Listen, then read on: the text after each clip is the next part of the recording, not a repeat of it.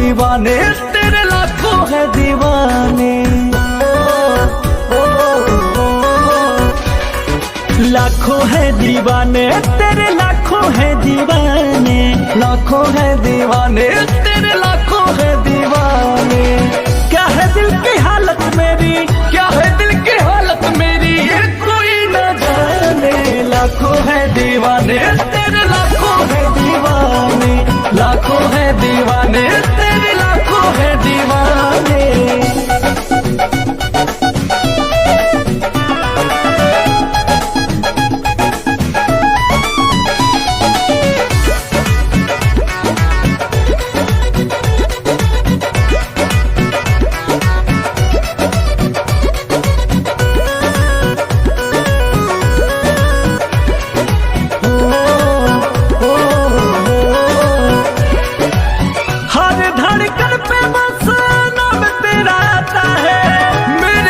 देखे कोई दिल जल जाता है,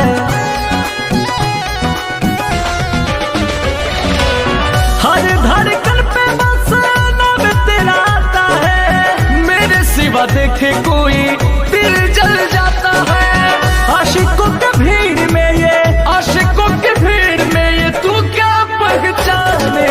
लाखों है दीवाने तेरे, लाखों है दीवाने, लाखों है दीवाने तेरे, लाखों है दीवाने।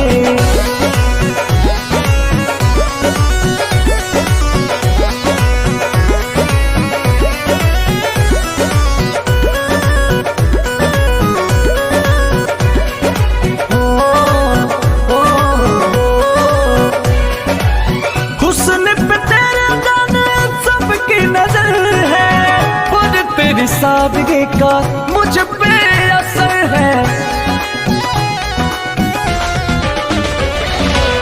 हुस्न पे तेरे जाने सबकी नजर है, पर तेरी सादगी का मुझ पे असर है।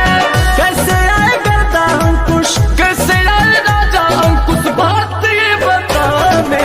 लाखों है दीवाने तेरे, लाखों है दीवाने, लाखों है दीवाने।